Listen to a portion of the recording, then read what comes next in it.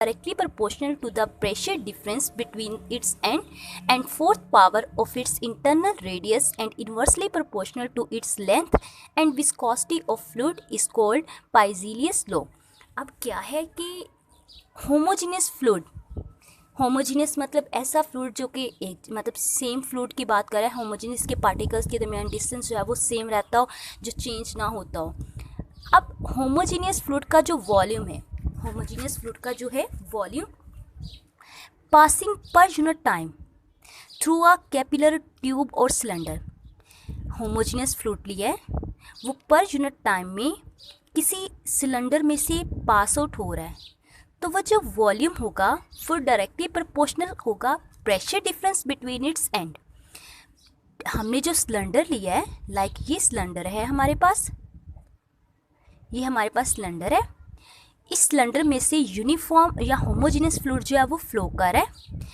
इस सिलेंडर का जो वॉल्यूम होगा वो डायरेक्टली प्रोपोर्शनल होगा इस सिलेंडर के एंड्स के बिटवीन जो प्रेशर डिफरेंस होगा।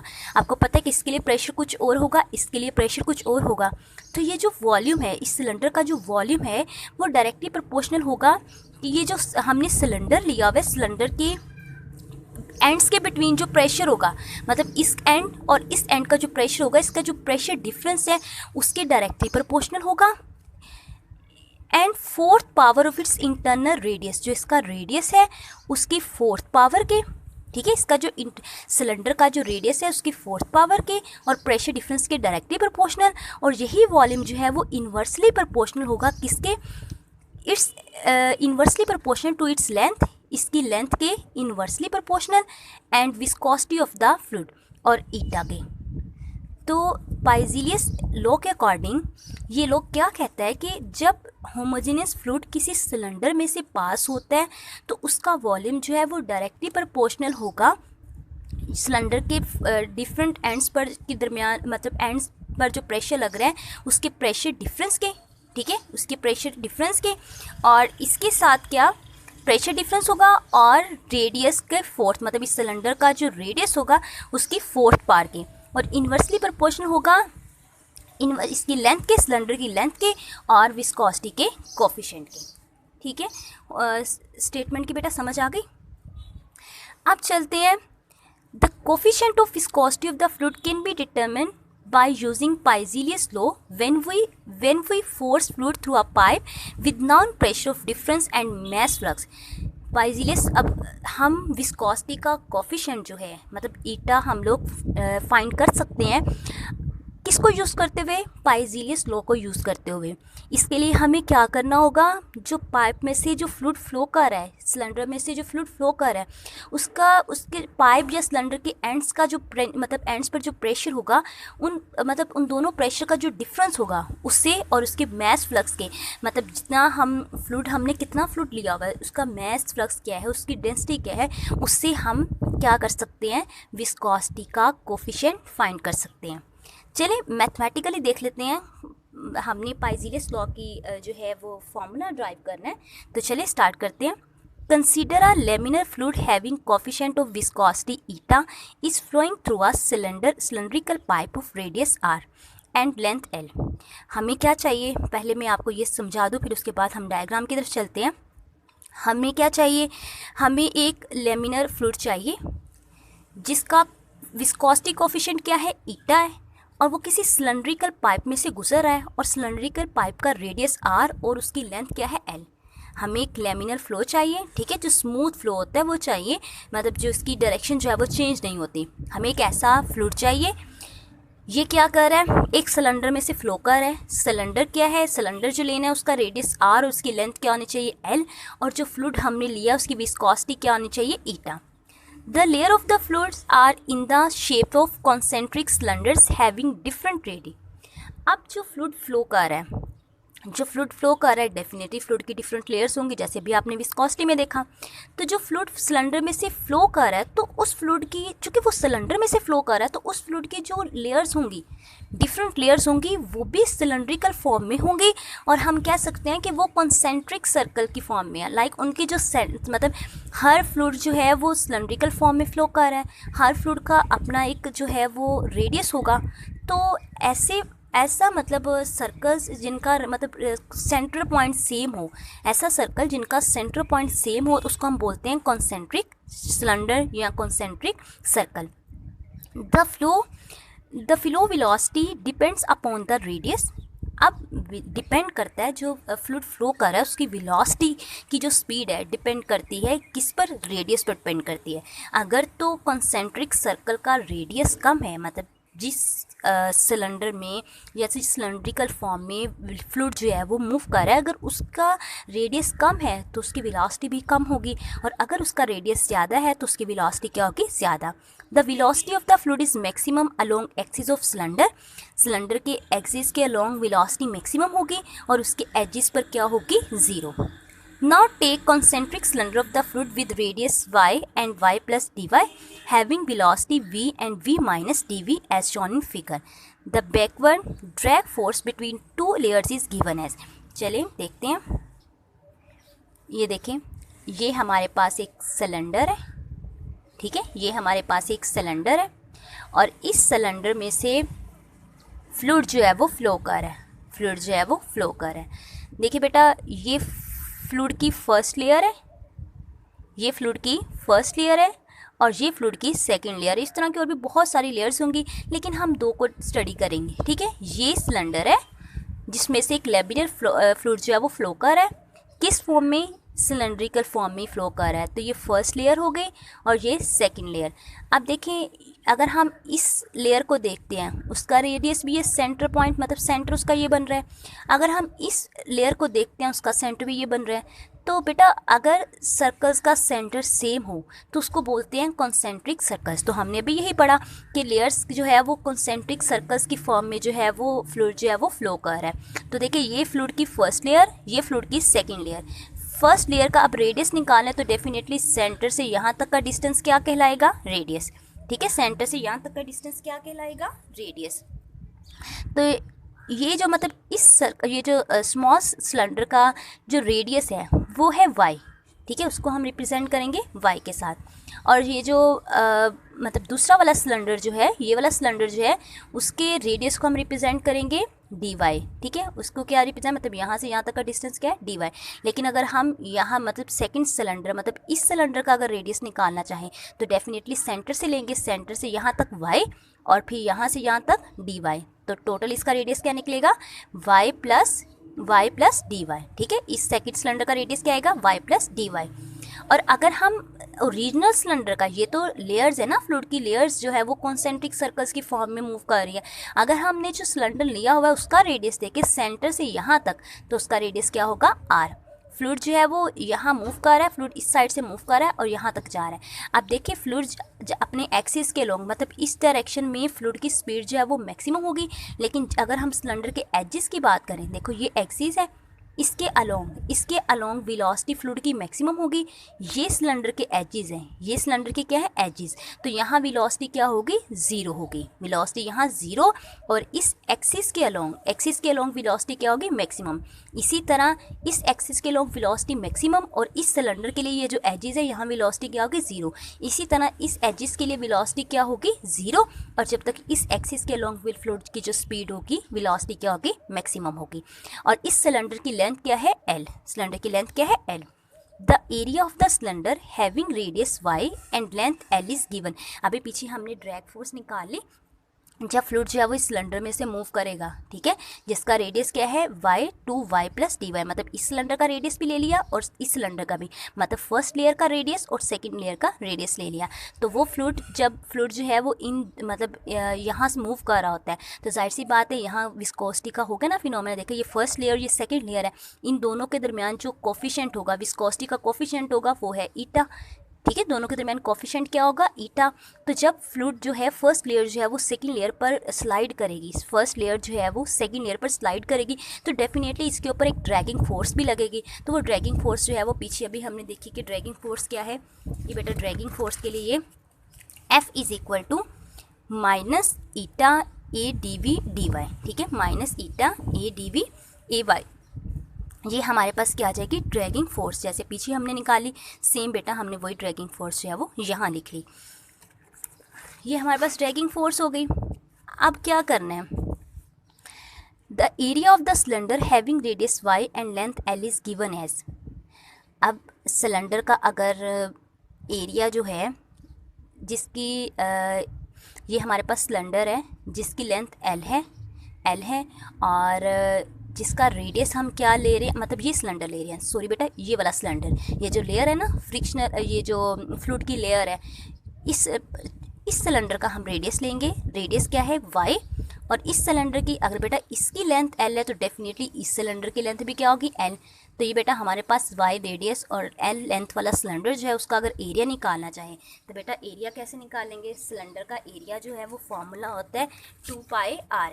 सिलेंडर का जो एरिया है, सिलेंडर का एरिया का फॉर्मूला होता है 2πr। तो यहाँ r रेडियस हमारे पास क्या है y, तो r को जस्ट रिप्लेस कर देंगे y के साथ। तो बेटा इक्वेशन 1 हमारे पास क्या आ जाएगी, पीछे जो अभी लिखी है f is equal to minus, हम वहाँ a की वैल्यू पुट कर देंगे eta as it is 2πl a की वैल्यू dv over dy as it is. ठीक है, पीछे जो अभी आपने ड्रैगिंग फोर्स की जो फोर्स का जो रिलेशन निकाला है उसमें मैंने क्या किया, एरिया की वैल्यू पुट कर दी। The pressure force between the ends of the cylinder having radius y। अब देखिए बेटा इस एंड पर भी प्रेशर लग रहा है और इस एंड पर भी, तो इस सिलेंडर के लिए यहाँ इस प्रेशर और इस प्रेशर के दरमियान जो प्रेशर डिफरेंस होगा उसको हम कैसे लिख सकते हैं, F is equal to P. हमें पता है प्रेशर का फॉर्मूला होता है P is equal to F over A के, तो हमने फोर्स निकालनी है तो इधर मल्टीप्लाई हो जाएगा। एरिया अभी हमने निकाला। अब देखिए बेटा एरिया यहाँ क्या आएगा, सिलेंडर का जो रेडियस होता है, सिलेंडर का जो रेडियस होता है वो उसका क्या कहलाएगा, एरिया कहलाएगा। ठीक है, इस सिलेंडर की बात करें ना तो उसका एरिया कहलाएगा। तो हमें वैसे हम सिलेंडर का एरिया कैसे लिखते हैं, पाई आर स्क्वायर। तो यहाँ y की जगह क्या आ जाएगा, पाई एज इट इज़, और r की जगह हम क्या लेंगे, y का स्क्वायर आ जाएगा। अब देखिए ये भी हमारे पास एक फोर्स है, ये हमारे पास प्रेशर फोर्स है, ये हमारे पास ड्रैगिंग फोर्स है। हम दोनों को कंपेयर कर लेंगे। दोनों को जब हम कंपेयर करेंगे तो क्या आएगा, P pi y square is equal to minus 2 eta pi y l d v over d y की। ठीक है, अब हमें dy चाहिए, dy को इधर आने देते हैं, ये सारी टर्म्स उठा के इधर ले जाते हैं, तो क्या आएगा p y, बेटा y स्क्वायर है, एक y के साथ कैंसिल आउट, पाई के साथ कैंसिल आउट, पीछे जस्ट p बचा, तो क्या आएगा y, आपको dy चाहिए ना, तो ये y तो कट गया, p y, ये देखिए p y ओवर 2 ईटा, ये 2 इधर जाके डिवाइड हो जाएगा और साथ क्या डिवीजन में l आ जाएगा, तो dy की वैल्यू आ गई। अब आपने क्या करना है, इसको इंटीग्रेट करना है, तो जब इसको इंटीग्रेट करेंगे तो minus y p dy over 2 ईटा l। ठीक है, 2 ईटा l आ जाएगा। अब v minus as it is, ये देखिए p y को मतलब आपने करना है, तो ये देखिए y, इसको ये बन जाएगा y 1 + 1 मतलब y का स्क्वायर डिवाइडेड बाई 2, तो इसकी डिवीजन में 2 जो आएगा वो, और ये 2 मल्टीप्लाई होके 4, ये p वाई स्क्वायर इंटीग्रेशन वाला और साथ eta l as it is plus c। ये हमारे पास क्या है, c हमारे पास क्या है, इंटीग्रेशन कांस्टेंट। हमें इंटीग्रेशन कांस्टेंट की वैल्यू चाहिए, उसके लिए हम बाउंड्री कंडीशन अप्लाई करते हैं। अगर v जो है वो r के इक्वल है, मतलब अगर रेडियस है हमारे पास जो है y जो है वो r के इक्वल है, इस रेडियस के इक्वल है, मतलब तो एजिस पर हमने क्या कहा है कि वेलोसिटी क्या होगी 0, तो v हमारे पास क्या आएगा 0, तो यहाँ पुट कर देते हैं 0, पीछे क्या बचेगा p Y square 4 eta l के, तो हमारे पास c की वैल्यू आ गई। इसको उधर ले जाते हैं प्लस हो जाएगा, तो हमारे पास c की वैल्यू आ गई। अब ये c की वैल्यू हम यहाँ पुट करेंगे। ठीक है, c की वैल्यू हमने यहाँ पुट करनी है। अब देखिए putting the value in above equation, हम अबव इक्वेशन में इसकी वैल्यू पुट कर देते हैं। v is equal to minus P y square 4 eta l plus P r square 4 eta l, ये हमारे पास c की वैल्यू आ गई। तो इसमें से अब क्या करते हैं, p कॉमन ले लेते हैं, पी आर स्क्वायर, ये टर्म पूरी की पूरी बाहर निकाल लेते हैं, कॉमन ले लिया तो इसकी जगह क्या आ गया 1, फिर माइनस पीछे क्या बचा y square over r square. देखिए बेटा क्योंकि आर तो इसमें नहीं था, आर इसमें नहीं था, तो हमने आर स्क्वायर कॉमन लिया हुआ है, तो हमने क्या किया आर स्क्वायर के साथ मल्टीप्लाई भी कर दिया, आर स्क्वायर के साथ डिवाइड भी कर दिया। मल्टीप्लाई वाला आर स्क्वायर बाहर आ गया, डिवीजन में आर स्क्वायर चला गया। The flow velocity of the fluid is maximum along axis of the pipe, ये हमने पढ़ लिया है कि वेलोसिटी जो है वो पाइप के एक्सिस के अलोंग मैक्सिमम होगी और जो उसके एजिस है वहाँ क्या होगी 0। It can be its value can be calculated as when y is equal to 0 v is equal to v naught. तो जब y 0 होगा मतलब रेडियस 0 होगा तो वेलोसिटी क्या होगी, मैक्सिमम होगी। तो यहाँ v को रिप्लेस कर देते हैं v नॉट के साथ, तो बाकी क्या आ जाएगा p r square 4 eta l 1 minus यहाँ y की जगह 0 r स्क्वायर, ठीक है, ये टर्म 0 हो गई। तो वेलोसिटी हमारे पास क्या आएगी, v, यहाँ से वेलोसिटी v नॉट को जो है वो v naught is equal to pi r square over 4 eta l के। तो ये जो टर्म है ये हमारे पास v नॉट की वैल्यू आ गई। v नॉट किसके इक्वल आ रही है, इसके p r square over 4 eta l के। तो बेटा v किसके इक्वल आएगा, v इज इक्वल टू ये जो टर्म है ना p r square 4 eta l, इसकी जगह पुट कर देते हैं v नॉट और ये साथ 1 minus y square over r square जो है वो एज इट इज़। तो ये हमारे पास क्या आ गई, एनी लेयर मतलब किसी भी लेयर की वेलोसिटी आ गई। अब हमने वॉल्यूम कैलकुलेट करना है, volume between two concentric cylinders, volume निकालना है। The volume between two concentric cylinder is, देखिए बेटा एक जो है हमारे पास ये फर्स्ट सिलेंडर और ये हमारे पास सेकंड, ठीक है, ये फर्स्ट लेयर और ये मतलब ये फर्स्ट लेयर के लिए और ये सेकंड लेयर के लिए। फर्स्ट लेयर का रेडियस y जिसको हम फर्स्ट सिलेंडर भी बोलते हैं और सेकंड सिलेंडर का रेडियस क्या होगा dy। तो हमने वॉल्यूम निकाला है मतलब इन दो के दरमियान, मतलब वॉल्यूम कितना है सेकंड और फर्स्ट लेयर के दरमियान। ये देखिए सेकंड लेयर है तो यहाँ से यहाँ तक का जो वॉल्यूम जो है वो हमने कैलकुलेट करना है। तो वो किसके इक्वल आएगा, dA इंटू एस, एरिया उसका क्रॉस सेक्शन एरिया और कितना उसने जो है वो उसका डिस्टेंस है, कितना डिस्टेंस है एक्सिस से जो डिस्टेंस होगा वो। तो हमें पता है कि तो ये अगर हम ये देखिए 2 पाई आर हम पूरा, जाहिर सी बात है इसका जो सर्कमफेरेंस होगा सिलेंडर सर्कल है ना, सर्कल का जो सर्कमफेरेंस होगा वो इसका एरिया कहलाएगा। तो बेटा यहाँ एरिया क्या बनेगा 2 पाई आर की जगह हम क्या पुट कर देंगे y और s एज इट इज़। अब हमें पता है कि टोटल वॉल्यूम अगर हम लिखना चाहें तो हम 0 से r मतलब 0 से टोटल उसका जो r मतलब सिलेंडर का रेडियस होगा वो पुट कर देंगे। तो 0 to r हमने लिमिट पुट की तो ये बन जाएगा v, ठीक है, v आ जाएगा टोटल वॉल्यूम और इसको करेंगे s की वैल्यू पुट कर देते हैं vt में, पता है s किसके इक्वल होता है vt के। अब 2 पाई को ले लेते हैं बाहर और v की वैल्यू पुट कर देते हैं। ये जो v की वैल्यू है ना v naught 1 minus v square over r, तो ये वैल्यू पुट कर देते हैं, बल्कि ये v की वैल्यू पुट करनी है, ठीक है, मैक्सिमम के लिए ये पुट करते हैं 1 minus P r square 4 eta l 1 minus v square over r square.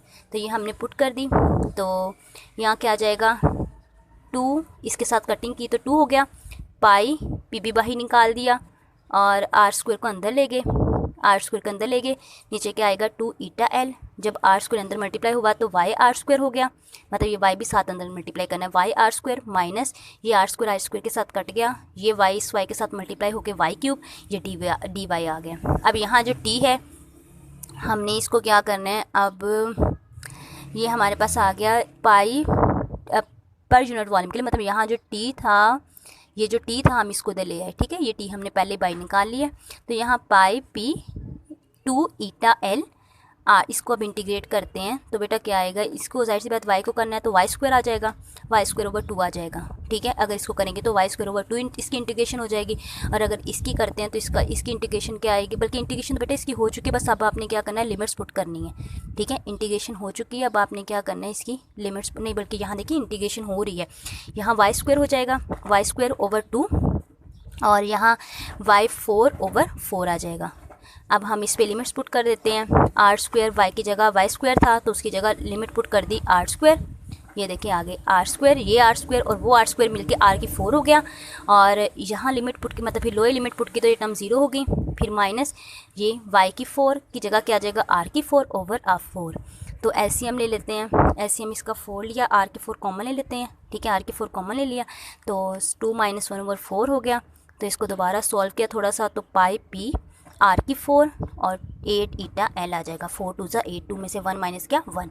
तो ये फॉर्मूला क्या कहलाता है, Poiseuille's law, it can be written as by using relation. हम इसको कैसे लिख सकते हैं, अब डेंसिटी किसके इक्वल होती है मैस ओवर वॉल्यूम के, तो पीछे हमने वॉल्यूम निकालना है तो वॉल्यूम किसके इक्वल आएगा density over mass over density के, तो मैस ओवर डेंसिटी साथ वॉल्यूम के साथ टी भी था तो यहाँ भी टी डिवाइड में कर दिया, तो ये किसकी मतलब एज इट इज़ आ गया। हमने यहाँ क्या किया, देखिए बेटा डेंसिटी की वैल्यू पुट की है, देखिए वॉल्यूम की वैल्यू पुट की है, टी जो है वो पहले से था, वॉल्यूम की जगह मैस ओवर डेंसिटी आ गया, टी साथ वैसे ही एज इट इज़ आ जाएगा और सारी ये टर्म मैंने एज इट इज़ लिख ली।